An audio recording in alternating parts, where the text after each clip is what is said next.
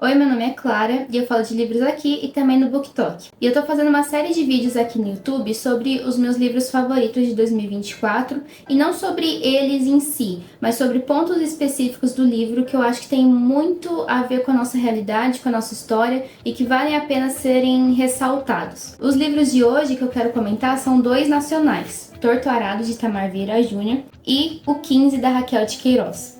Livros que foram lançados em épocas diferentes, mas que para mim tem muita relação. Ambos se passam na região do Nordeste. Torto Arado se passa na região da Chapada Diamantina, na Bahia. Já o 15 se passa no Ceará, mais especificamente em Quixadá. Ambos falam sobre pessoas da área rural, pessoas do campo, trabalhadores rurais. Ambos falam sobre relações com a terra, também tem questões de seca, tem questões de fome, também tem relações de poder, ambos tratando isso de formas diferentes, mas ambos com contextos sociais muito parecidos, e é sobre isso que eu quero comentar. Eu acho que os dois têm profundidades diferentes, porém eles conseguem trazer complexidades em poucas páginas, de uma maneira muito similar. Eu acho que Torto Arado consegue misturar muito, até mesmo de um realismo mágico, já que a gente tem uma parte dos encantados que eu vou explicar, para fazer uma crítica social, para falar muito das nossas questões sociais. Já o 15 não tem essa parte de realismo mágico, mas tem uma narrativa muito dura e muito direta, na verdade, que nem exige crítica. A crítica fica a cargo do leitor, mas a narrativa direta já nos faz criticar. É um pouco estranho. E os dois trazem pontos diferentes e que eu acho que merecem ser falados. Tanto pontos que são da nossa história, de um passado muito próximo e que muitas vezes a gente não fala sobre, quanto questões que ainda ocorrem na nossa realidade e que, por serem realidades um pouco distantes, minha ou sua, acabam parecendo que não existem, quando na verdade ainda existem e ainda ocorrem no Brasil. Vamos começar primeiro por O 15, da Raquel de Queiroz. Raquel de Queiroz escreveu esse livro quando ela tinha 20 anos de idade, era década de 30 quando ela lançou. Acho que era 1931. Esse livro, ele foi recebido com certa surpresa. Ele foi considerado muito bom, muito bem escrito, e por isso duvidaram que tinha sido uma mulher, ainda mais uma mulher de 20 anos, que tivesse escrito esse livro. Segundo Graciliano Ramos, esse livro não poderia ter sido escrito por uma mulher. Isso daqui deveria ser um pseudônimo de um homem barbado. Justamente porque eles não acreditavam que uma mulher tinha capacidade de escrever um romance tão bom e tão digno de reconhecimento. E por que ele foi considerado tão bom? Porque aqui a gente acompanha a história de basicamente três personagens, e três personagens que são atingidos de certa forma em diferentes níveis pela seca, que sempre acontece na região do Quixadá, lá do Ceará. A região do Quixadá já é uma região que tem uma geografia e um clima típico para secas. E volta e meia acontece essas épocas de veranico e épocas de grandes secas que acabam prejudicando toda a produção daquela região, principalmente a área rural. Isso já tinha acontecido em outros anos, porém a seca de 1915 ficou muito marcada, e por isso Raquel de Queiroz trouxe o 15, que seria a seca de 1915, no seu livro. A gente acompanha três personagens então. A gente tem a... Qual que é o nome dela? Eu esqueço o nome da personagem porque ela é a que eu menos gosto. Conceição. Nós temos a Conceição, que ela é uma professora, se não me engano ela mora em Fortaleza, então ela mora na cidade grande, só que ela tem parentes na área rural, e a avó dela morava na área rural também, era dona de um sítiozinho ali, de uma produção. Ela tem o Vicente, que é um primo dela, porque ela é apaixonada, que é um vaqueiro, então ele também tem uma produção ali e gado. E tem um terceiro personagem, que seria o Chico Bento, que é o funcionário de uma outra fazenda, que também é conhecido ali da Conceição e do Vicente. O Chico Bento, ele é a pessoa que vai ser mais atingida pela seca. Isso porque ele é um funcionário. Ele não é uma pessoa que está em uma posição de dono, como seria o Vicente, que é o dono do gado, que trabalha ali diretamente no campo com o gado, que sofre de certa forma pela seca, por perder os seus animais, mas está numa posição de dono. E ele também não está numa posição de morar na cidade, de ter um conforto, de ter um trabalho estável, como a Conceição. Então ele trabalha para uma outra mulher que é dona de gado, e quando essa mulher começa a perder a produção dela por conta da seca, ela acaba tendo que demitir seus funcionários e abandonar o gado, justamente porque não tem mais água, não tem mais comida, não tem mais como sustentar. Nesse processo de abandonar todo o gado e abandonar os funcionários, demitir os funcionários, ela acaba deixando a família do Chico Bento a ver navios. Cabe a eles precisar arranjar uma nova forma de viver. E Chico Bento é uma família com 5 filhos, se não me engano, a mulher dele mais a cunhada que também mora com ele. Então imagine a situação dessa família, que a única forma de subsistência deles era o trabalho do Chico Bento, trabalhando como vaqueiro. Eles também tinham uma produçãozinha em casa ali para se sustentar, e de repente não tem mais isso porque a seca assolou todo lugar, não tem mais água, não tem mais nada. A única forma que eles veem de conseguir viver, de tentar sobreviver, é saindo de lá, migrando. E isso foi uma coisa, uma realidade que aconteceu tanto em 1915, como no caso da história do 15, quanto em 1877, na época do Império, quanto em 1932, um ano depois da Raquel de Queiroz lançar esse livro, quando houve uma grande seca novamente. E é sobre isso que eu quero comentar, porque em 1877, que foi quando aconteceu assim a primeira grande migração dos povos sertanejos, das pessoas do sertão para a região urbana, que seria ali Fortaleza, que foi na época do Império, houve uma migração de 110 mil pessoas. Essas 110 mil pessoas foram caminhando até Fortaleza, e aqui quando a gente lê o 15, a gente consegue perceber qual que era a dificuldade desse caminho que era feito, né? O que acontecia nesse caminho, como as pessoas faziam esse caminho. Não era daqui até a esquina, sabe? Era debaixo de sol, era passando fome. Era uma coisa horrível, sabe? Com criança chorando por fome. Você imagina uma coisa dessa. E aí, em 1877, na época do Império, foi quando houve essa primeira grande seca registrada, e houve essa migração de 110 mil pessoas em direção à capital, a Fortaleza. As pessoas chegando lá não tinham auxílio nenhum, não tinham onde ficar, e acabaram se alojando onde dava, na rua, e começaram a construir barracos ao redor da cidade de Fortaleza, né? Começaram a surgir ali as favelas. Nisso, é claro que a elite começou a reclamar para o Império, começou a reclamar para os governantes da época, e por conta das pessoas ficarem jogadas para a margem e tendo que se virar construindo seus barracos, começou ali uma epidemia de varíola, o que se espalhou para a cidade inteira. Os sertanejos que chegaram lá, os retirantes, começaram a ser mal vistos e começaram a ser vistos como pessoas que levavam doenças para as pessoas urbanas, né? Já em 1915, quando aconteceu a seca que a gente lê aqui em O 15, da Raquel de Queiroz, ela na verdade começou a dar sinais em 1913, só que em 1915 foi quando a coisa realmente ficou feia. E aconteceu a mesma coisa, muita gente saiu da região rural porque não tinha apoio de ninguém, não tinha apoio do governo, não tinha nada, não recebia água, não recebia alimento, não recebia nada, e começou a se movimentar em direção a outras regiões onde poderiam arranjar emprego, arranjar lugar para ficar, arranjar comida, e muitas se direcionavam para Fortaleza. Só que nesse caso, o governo reagiu, né? Já era a época da República, os médicos, jornalistas, pessoas da elite daquela época começaram a reclamar, falaram que tinha muitos retirantes parados em praças públicas, em vias públicas, que aquilo podia causar violência, podia causar doenças, podia causar uma série de problemas, e o governo resolveu agir com o pedido deles e construiu nada mais, nada menos do que um campo de concentração. É literalmente esse o nome. Pode não ter relação com o nazismo? Não tinha relação com o nazismo. Porém, o nome é campo de concentração, e você até lê isso no 15. E foi justamente o que eu li no 15 que me fez ficar curiosa sobre essa história e me fez procurar sobre toda essa questão de campos de concentração das secas. E quando você pesquisa, você encontra que esses campos não foram construídos apenas uma vez. Isso se repetiu. E eu vou explicar o porquê. Mas no livro a gente encontra que a personagem, a Conceição, ela faz um trabalho voluntário de levar comida para as pessoas e tentar ajudar as pessoas nesses campos de concentração. E em 1915 existia realmente um campo de concentração que foi construído, o campo do Alagadiço, e esse campo foi construído justamente para tirar as pessoas de Fortaleza e levar elas para um lugar onde elas poderiam ter ter casa, ter comida, ter atendimento médico e era prometido um futuro melhor. Porém, não era bem isso que acontecia. As pessoas foram, de certa forma, contidas e ajudadas de uma maneira bem repressora e levadas para esse campo de concentração. O interessante é que esse campo de concentração foi construído à margem de Fortaleza, porém, num local, num ponto em que ele ficava ao contrário da cidade. O que eu quero dizer é que, quando o vento passava pelo campo, ele ia em direção contrária à cidade.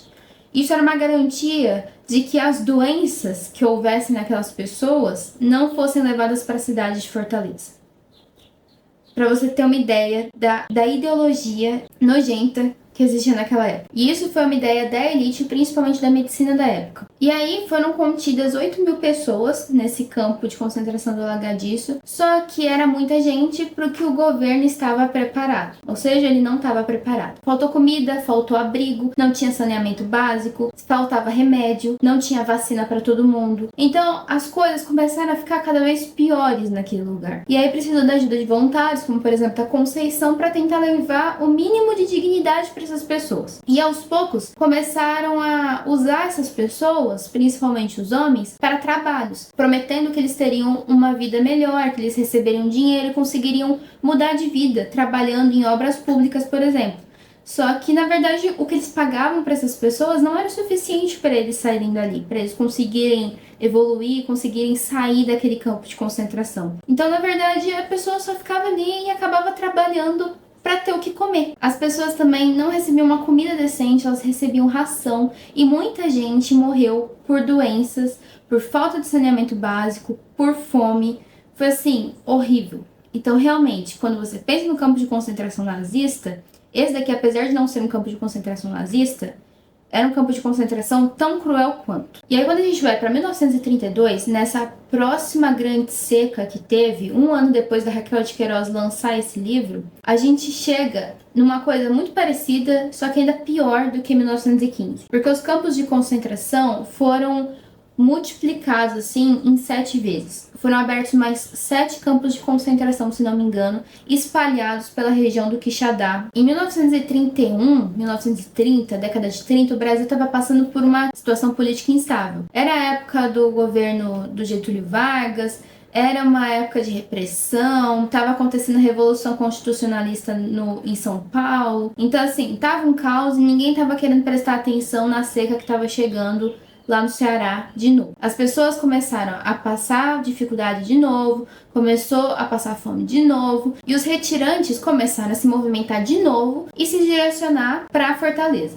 Na época já existiam os trens e trens de carga. Então os retirantes, em busca de comida, começaram a atacar os trens de carga para conseguir pegar comida e comer. Basicamente isso, né? A pessoa tava morrendo de fome. Você acha que a pessoa ia fazer o quê? Isso começou a chamar um pouco da atenção do responsável pelo Ceará, porque o Getúlio Vargas tinha nomeado militares para serem responsáveis por cada um dos estados. E aí o capitão do exército, que era responsável pelo Ceará, ficou assustado com isso e mandou uma cartinha pro Getúlio Vargas falando que a situação lá tava complicada e ele precisava de apoio financeiro porque estava acontecendo tal coisa, acontecendo saques, os retirantes estavam passando dificuldade, então ele precisava de apoio financeiro para conseguir construir canais de irrigação e construir açudes para levar água até esse povo. E aí o Getúlio Vargas aceitou em partes esse pedido dele. Ele só mandou metade do dinheiro que estava sendo solicitado. E também foram dadas passagens para essas pessoas que queriam se deslocar de Fortaleza para outros lugares. Só que ao mesmo tempo, nada foi muito bem organizado.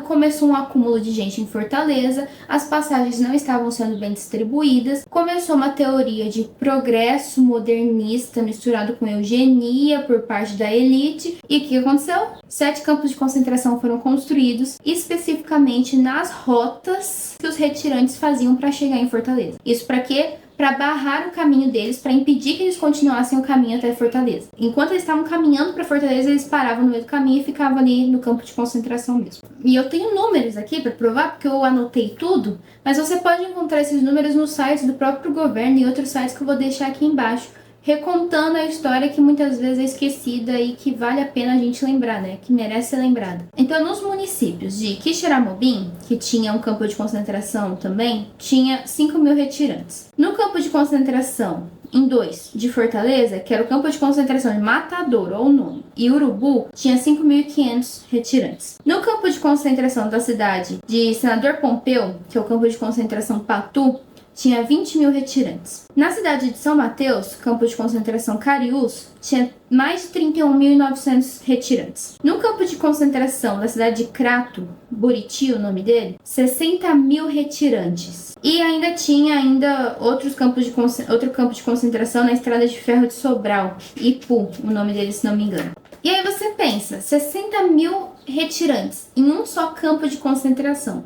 Se em 1915 os caras não deram conta de lidar com 8.000 pessoas, que elas morreram de fome, de doenças, porque não tinha remédio, porque não tinha vacina, porque não tinha saneamento básico, você acha que aconteceu o quê com 60.000 pessoas? Quer dizer, no total é muito mais 60.000, né? 60 mais 30, 91.900. Mais 5.500. 96, 97 e 300. 97.300. É? 97.400, mais 20.000, 117.000, mais 5, 18, 19, 20, 21, 22, 122.400 pessoas pelas minhas contas, que ainda devem estar erradas. Você acha que aconteceu o que com essas pessoas? Que recebiam ração para comer, que a comida delas era chamada de ração. Além disso, o governo federal mandava verbas de apoio, verbas emergenciais, que foi votada pela Câmara dos Deputados para apoiar justamente os retirantes. Só que o dinheiro das verbas começou a ser utilizado em processos de modernização da cidade de Fortaleza. Isso porque a cidade estava recebendo muitos turistas. E a ideia era que Fortaleza fosse cada vez mais modernizada, recebesse cada vez mais turistas e enriquecesse. E isso vinha daquela ideia da elite de modernização, de evolução, de eugenia. E eles tiravam o dinheiro da verba emergencial para os retirantes para aplicar na própria cidade. Só que em contrapartida, eles diziam que também apoiavam os retirantes, usando muitos deles que chegavam em Fortaleza, que não paravam nos campos de concentração, para trabalhar nas próprias obras públicas. Então eles acabavam utilizando a mão de obra dessas pessoas que sim, estavam procurando trabalho, mas eles pagavam eles com comida. Eles nem pagavam um salário. Então essas pessoas estavam trabalhando pelo mínimo, sabe? Não tinha dignidade alguma, eles não ofereciam dignidade alguma para essas pessoas. Muitas delas ainda foram obrigadas a migrar para outros lugares, enfiaram eles no trem e mandaram para outros lugares, e outras ficaram lá trabalhando, sendo feitas de escravas, sabe? Em obras públicas, para a cidade ficar bonita. E isso não só homens, como também mulheres e crianças que eles iam buscar em campos de concentração para ir trabalhar nas obras públicas. Além disso, os campos de concentração também se tornaram objetos de observação dos turistas, sabe? Tipo turismo macabro, em que você vai ver uma coisa horrível, como se fosse um zoológico. Os turistas iam lá para ver as pessoas passando fome. Não sei o que falar, não sei. Então, no 15 da Raquel de Queiroz, a gente acompanha muita narrativa da jornada, principalmente da família do Chico Bento, em relação à seca. A família dele é uma família de retirantes. Eles estão enfrentando a seca, eles são essas pessoas que vão passar por todas as dificuldades possíveis. Mas também sobre os olhos de outros personagens, por exemplo, como a Conceição, é possível notar o que aconteceu. Como ela, uma pessoa em uma posição de privilégio, de certa forma, também conseguiu observar coisas horríveis que aconteceram. E a narrativa da Raquel de Queiroz, uma coisa que me chama muita atenção, é que é uma narrativa muito crua, muito dura. Ela não deixa nada belo, nada bonito, nada poético. Ela não exagera em nada, ela não dramatiza nada, ela não romantiza nada, nem pro bem, nem pro mal, sabe? Ela não exagera em nenhum tipo de descrição. Ela simplesmente narra como se ela estivesse vendo aquilo naquele momento e como se não tivesse sentimento nenhum, como se fosse puramente o que ela viu e não o que ela sentiu. Essa narrativa muito crua, apesar de ser super simples, também é uma narrativa muito visual, sabe? Que faz você ser muito impactado. Ela não precisou colocar 5 linhas de uma descrição de como aquela criança estava fraca e com fome para você entender que aquela criança estava fraca e com fome, para você sentir aquilo, sabe? Então, é uma narrativa que me pegou muito e que eu gostei bastante de ler e de entender, e eu consegui realmente entrar na história por meio disso. E isso para mim é uma coisa que já se difere de Torto Arado. Porque Torto Arado para mim tem uma narrativa muito mais poética, muito mais bonita, muito mais envolvente. Não que, como eu falei, o 15 acabou me envolvendo também, mas muito mais pela crueza dele. Crueza. Existe crueza? Torto Arado me envolve pela beleza dele. Por mais que toda a realidade seja dura e seja difícil. E aí o que eu queria usar de gancho de o 15 para Torto Arado é o trabalho análogo à escravidão, que acho que é um dos temas tratados aqui dentro. Porque esse livro ele trata de tantos temas e ele é tão complexo que eu não sei nem por onde começar. Porque esse vídeo aqui era para ser sobre um tema específico que me chama a atenção nos 2 livros. Mas não dá para falar só de um tema em Torto Arado. Aqui a gente falou dos campos de concentração da seca, da fome, sobre como o governo trata as pessoas deixadas à margem, como ele deixa as pessoas à margem, enfim. Mas aqui a gente tem muito mais coisa, eu acho, sabe? E não descarta nada do que tem aqui. Na verdade, tem aqui também. Os 2 se complementam. Mas acho que para começar a história de Torto Arado, acho que a gente pode começar pelos personagens, né? Aqui a gente acompanha 2 irmãs, a Bibiana e a Belonísia. Elas são irmãs que têm uma idade muito próxima e elas são muito próximas. E quando criança acontece um acidente numa brincadeira de criança e uma delas perde o poder da fala, né? A fala. E a outra passa a se comunicar por ela. Então, uma passa a entender a outra pelo olhar e se comunicar por ela. No início do livro a gente não entende quem é quem. A gente não entende quem perdeu a fala e quem se comunica pela outra. E isso faz a gente entender como a história das duas é tão interligada assim. Pelo menos é o que me parece. Porque chega a hora que a gente confunde quem é quem. Até que a gente consegue entender que o caminho das duas se afastou e se desdobrou e então a gente entende quem é quem. Só que a história não é só delas, né? A história é sobre a família delas, que representa muita coisa, e também sobre o povo ao qual elas pertencem, a comunidade na qual elas vivem. Elas vivem em uma fazenda chamada Água Negra, na região da Chapada Diamantina. E a história de como a família delas chegou na fazenda é que o pai delas migrou de uma outra região por conta da seca e chegou nessa fazenda em que ele foi prometido que ele poderia ter um lugarzinho ali para construir a casa dele, de barro, em troca de fazer o trabalho na fazenda. E ele ficou e acabou formando família e a família cresceu ali. Conta a história tanto do pai delas quanto da avó, e a família do pai, principalmente, tem uma ligação muito próxima com uma questão religiosa e até mágica, que eu posso dizer, que seria a parte que nos liga ao realismo mágico aqui do livro,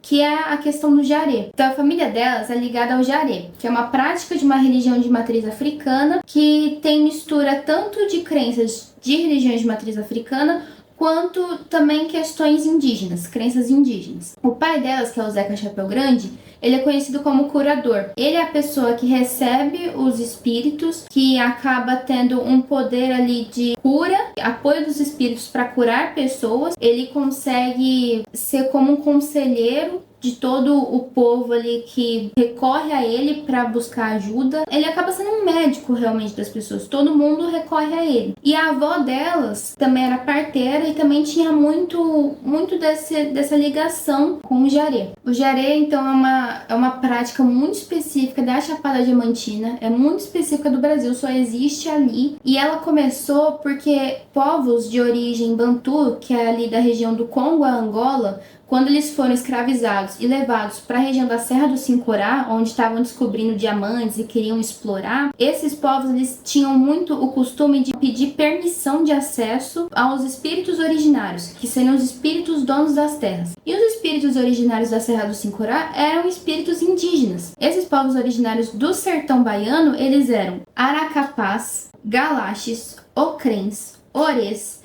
Cariacãs, Maracãs, Mongóis, e eu acho que ainda falta, que eu não sei se eu anotei todos. Então, quando eles chegaram e começaram a falar com esses espíritos tutelares, como eles chamavam, criou-se uma nova religião, né, uma nova prática, juntando tanto a forma de celebração das senhoras Nagôs, que é da região do Benin, quanto as crenças dos povos originários, que seriam os povos indígenas. E aí surge o Jaré, que traz consigo os encantados, que os espíritos no Jaré são chamados de encantados. E aí são espíritos típicos daquela região. Então aqui no livro mesmo a gente tem uma encantada que é dos pescadores, por exemplo, que é muito importante aqui. Além do Jaré ser uma religião, ele também era uma forma de expressão cultural e também de reunião da comunidade, de criar laços. As pessoas, elas tinham sido escravizadas, elas foram retiradas dos seus locais, elas foram retiradas das suas nações. Todos os laços que elas conheciam foram quebrados de uma maneira horrível. Então, quando elas chegaram num território totalmente diferente, elas encontraram nessa forma de celebração, nessa religião, uma maneira de se reunir de novo, de criar novos laços, de se unir em comunidade, de certa forma, conseguir agir em conjunto por algo que fosse bom para elas. Muitas pessoas que buscavam até mesmo pelos diamantes, quando aconteceu o fim da escravidão, a abolição da escravatura, e começaram a ter ex-escravizados buscando por diamantes, eles até recorriam aos curadores para tentar perguntar aos espíritos onde que poderia ter um diamante para ele. E eles acreditavam que os diamantes, por exemplo, se escondiam se você não fosse a pessoa certa para achar ele. Os espíritos acabavam dando respostas mais imediatas do que, por exemplo, o cristianismo poderia dar, que o cristianismo não falava com você diretamente. Foi uma forma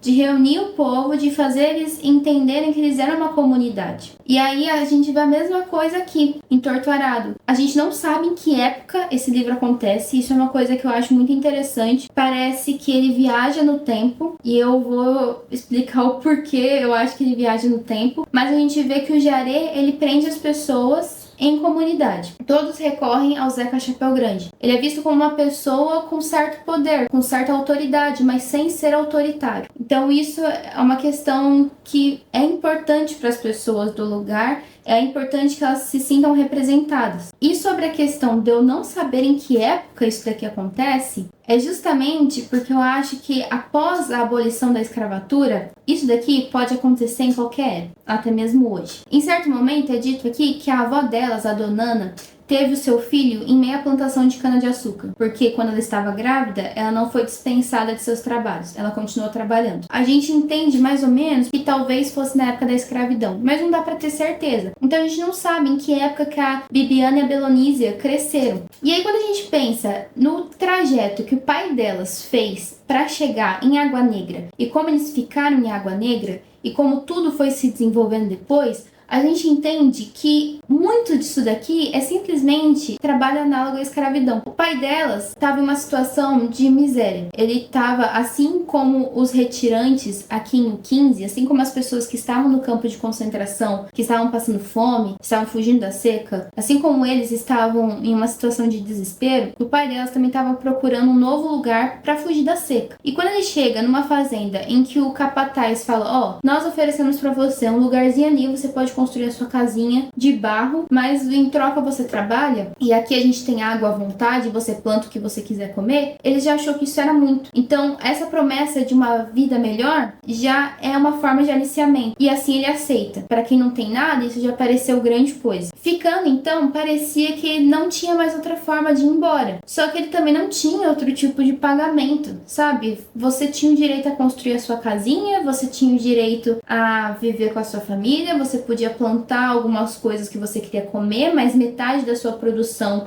o fazendeiro também ia levar para casa. Em troca você trabalhava para sempre nas fazendas do dono. Isso, quando a gente olha hoje, parece loucura, parece que não, que assim, como assim? Mas na verdade não, na verdade isso é uma coisa que acontece e acontece até hoje. E tem números provando isso, sabe? De 1995 até 2023, mais de 60 mil pessoas foram resgatadas de situações análogas à escravidão. A maior parte disso, mais de 80%, se não me engano, foram pessoas localizadas em regiões rurais, em trabalhos rurais. Apenas em 2023, 3.151 pessoas foram resgatadas. A maior parte no estado de Goiás, seguido do estado de Minas Gerais, principalmente em fazendas de café e fazendas de cana-de-açúcar. De 1995 até 2022, cerca de 22% das pessoas estavam na região do Pará, onde a gente mais tem garimpo ilegal. 83% dessas pessoas, elas se autodeclaram negras. E 58% dessas pessoas são nascidas no Nordeste, o que é muito parecido com a realidade da Bibiana e da Belonísia. E o ciclo de um trabalho análogo à escravidão começa justamente com uma situação de miséria e vulnerabilidade, como o Zeca Chapéu Grande se encontrava. Depois, o aliciamento, prometendo que haverá uma melhora de vida. E, em terceiro lugar, uma impossibilidade de deixar aquela situação, de deixar aquele trabalho. No caso do Zeca Chapéu Grande, é que ele formou a família ali. Era como se fosse a única realidade que ele conhecia. Era como se fosse a única coisa que funcionava para ele. Então ele não tinha como sair de lá. Por isso que até choca um pouco quando outros personagens, por exemplo, a filha dele e o genro dele, acabam tendo visões diferentes e trazendo visões diferentes sobre isso. Trazendo a visão de que aquilo não é um trabalho digno, que aquilo é uma forma de escravidão. Um outro ponto que eu acho muito interessante, que é citado aqui de forma rápida, mas que também passou numa novela da Globo, naquela novela Renascer, é que dentro da fazenda de Água Negra tem um mercadinho que é vendido tudo muito caro e que a pessoa pode pegar fiado, mas fica devendo para sempre. E aí tem que pagar com o seu trabalho, né? Então a pessoa acaba ficando presa lá por dívida, que é uma outra forma de deixarem a pessoa escravizada para sempre em vários trabalhos, principalmente na zona rural. Na novela Renascer, com o personagem do coronel, que era o Vladimir Brista, ele fazia a mesma coisa com os personagens Sebastião e Joaninha. Tinha uma vendinha dentro da fazenda dele, eles pegavam a comida que eles precisavam lá e depois eles ficavam devendo para sempre. Então você pode ver que uma novela atual, que se passa no tempo atual, retratou uma coisa que não é dos tempos atrás, é de hoje. Então para você ver como é uma realidade que às vezes por estar longe da gente parece não existir, mas existe. E quando a gente pensa que é uma forma de escravidão, é porque desde a abolição da escravatura, não é como se todos os direitos dos ex-escravizados tivessem sido entregues nas mãos deles e pronto, eles estavam livres. Não, essas pessoas acabaram sendo aliciadas para outras formas de escravidão, que só não tinham o nome de escravidão. Elas continuaram vivendo escravizadas. Para a legislação brasileira, qualquer atividade que seja forçada, sobre condições degradantes, que a pessoa seja impedida de deixar seu local de trabalho, que tenha jornadas exaustivas, isso é considerado um trabalho análogo à escravidão. Isso, de toda forma, afeta a saúde psicológica e física da pessoa. Isso, apesar de acontecer mais no ambiente rural, não acontece só no ambiente rural, mas também em fábricas improvisadas no meio urbano, em casas de alto padrão. Como uma senhora que ficou 30 anos trabalhando numa casa de alto padrão em que a patroa inicialmente a impedia de dormir, fazia dormir tarde, fazia acordar muito cedo, retirou seu salário, depois retirou o seu alimento e quando foi resgatada depois de 30 anos, essa mulher só teve tempo de dar uma entrevista para a TV Brasil e depois morreu, sem mesmo receber a indenização dela. Então, assim, isso ainda acontece. E é por isso que eu acho que Torturado não tem uma época em específico. É por isso que eu acho que ele acontece em todo o tempo todo. E uma outra questão que ainda cresce no Torturado pra mim são os conflitos. Conflito e violência é uma coisa bem diferente. E aí eu quero falar de um outro livro, que ele tá aqui. Eu falei desse livro no TikTok, que é Desenvolvimento Territorial e Questão Agrícola, que é do selo Cultura Acadêmica, da editora Unesp, e ele foi organizado pelos pesquisadores. Chegou livrinhos do Grupo Record, que agora eu sou parceira. Eu quero comentar desse outro livro que eu já falei lá no TikTok, que é Desenvolvimento Territorial e Questão Agrária, que é do selo Cultura Acadêmica da editora Unesp, que ele foi organizado pelos pesquisadores Bernardo Mansano Fernandes e João Márcio Mendes Pereira. E esse livro ele tem uma reunião de artigos que falam sobre questão agrária, conflito no campo e o desenvolvimento agrário brasileiro. E tem um artigo em específico, que eu gosto muito, que é a conflitualidade da questão agrária brasileira, que é de Girard, de 2013. E esse artigo, ele fala sobre as questões de conflito e questões de violência. E quando a gente olha para Torturado, a gente vê que tem tanto a questão de conflito quanto a questão de violência. E o conflito no campo, ele é muito relacionado ao desenvolvimento no campo, mas relacionado ao desenvolvimento que não é nada sustentável, nem socialmente, nem ambientalmente. Então, quando a gente pensa no conflito, a gente tem que saber que conflito é diferente de violência. O conflito ele é uma ação em busca de transformação. Ele não necessariamente tem violência, mas a violência pode ser inserida num conflito para tentar acabar com ele ou tentar lidar com ele de outras formas. E normalmente nos conflitos agrários, a violência é inserida por parte do opressor, ou seja, da pessoa de maior poder, seria o fazendeiro, o latifundiário, sobre os oprimidos que estão tentando os seus direitos. Em Torturado, a gente vê essa comunidade de Águas Negras reconhecendo os seus direitos sobre aquela terra. Afinal, eles estão naquela terra há muito tempo, desde antes dos últimos donos da terra. Então, eles têm mais direito àquela terra do que os donos atuais daquela terra. E a gente vê como os donos da terra, no papel, né, os fazendeiros, respondem ao conflito de uma forma violenta. E existem formas de violência diretas e indiretas. E isso também é explicado nesse artigo. A violência direta a gente pode ver que é uma violência física, seja sobre o indivíduo, seja sobre a propriedade ou então o patrimônio. Em Torturado, a gente tem uma violência direta sobre o indivíduo. Mas o Estado também pode agir de forma violenta, seja ela de forma ativa ou de forma passiva. De forma passiva e indireta seria atuando em conjunto com os fazendeiros na criminalização das lutas de pessoas que querem os seus direitos à terra. Então, por exemplo, o povo da região de Águas Negras se reconhecendo como um povo quilombola, eles poderiam ter a sua luta criminalizada pelo Estado e de repente serem impedidos ou terem maiores dificuldades de acessar os seus direitos. O que aparentemente não acontece aqui, já que a gente tem um final que me deu esperanças. Caso o Estado agisse dessa maneira, criminalizando a luta deles, a gente veria um Estado também sendo violento de forma indireta e de forma passiva. Porém, o Estado também poderia agir de forma ativa e sendo violento de forma direta, como, por exemplo, atuando em despejos judiciais, a pedido de fazendeiros, por exemplo. E a gente ainda tem outras formas de violências que vão surgindo junto com o desenvolvimento agrário. Então, se a gente olha, por exemplo, na região do Mato Piba, que também é uma região em que Torturado se concentra, que é a região do Maranhão, Tocantins, Piauí e Bahia, o plano de desenvolvimento agrário lá começou em 2015. Em 2016, os conflitos por terra lá aumentaram e os povos originários ali daquela região acabam sofrendo cada vez mais, porque o plano de desenvolvimento agrário acaba apoiando os grandes produtores, as monoculturas, e não os pequenos povos, que acabam entrando em conflito e que muitas vezes sofrem violências que vão se modificando, como por exemplo violências silenciosas. Esse tipo de violência silenciosa é um novo tipo de violência que, por exemplo, aplicar agroquímicos com aviões sobre casas de camponeses, sobre casas de quilombolas, para fazer essas pessoas se retirarem daquelas terras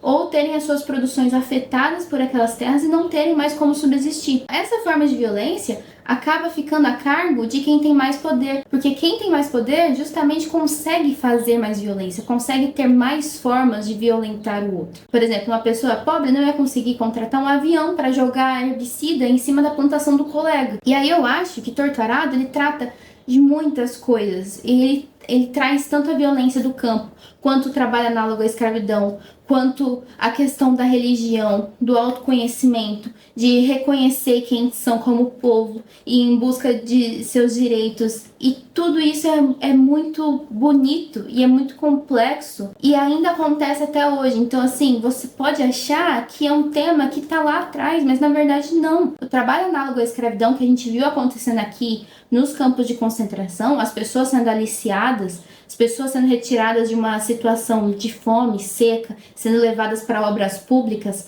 para o rico ver, para o turista ver, acreditando que elas vão ter uma vida melhor porque o trabalho dignifica o homem, é a mesma coisa que acontece aqui quando a gente vê o Zeca Chapéu Grande, pai das garotas, chegando numa fazenda depois de caminhar dias sem água, fugindo da seca, e sendo prometido que ele vai ter direito a construir a casa dele, plantar o que ele quiser e fazer a vida dele lá. Só que ele passa anos e anos trabalhando para a fazenda dos outros, sem ter o mínimo o que ele deveria ter por direito. E isso ainda acontece. Igual a senhora que ficou 30 anos trabalhando na casa da Dondoca, que não teve nem tempo de receber a indenização dela, porque a mulher estava tão cansada que quando ela foi resgatada daquela situação, ela só morreu. Então parece que não, mas isso continua acontecendo. E é triste. mas é real. E enquanto o poder público não reagir, enquanto a gente não tiver cada vez mais a fiscalização móvel, que é o que acontece hoje, que existe a fiscalização móvel, que é por isso que 3.151 pessoas foram resgatadas de trabalhos análogos à escravidão em 2023, enquanto não tiver mais pessoas fazendo esse trabalho, mais equipes, a gente vai continuar com pessoas ricas e pessoas poderosas se aproveitando de pessoas em situação de miséria e aliciando elas e fazendo elas acreditarem que elas vão ter um trabalho melhor caso elas trabalhem de graça para os outros.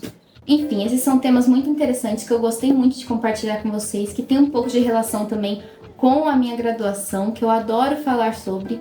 Então, eu espero que vocês tenham gostado. E se gostaram, se inscrevam aí no canal, que eu vou trazer mais assuntos interessantes e comentem o que vocês quiserem saber mais.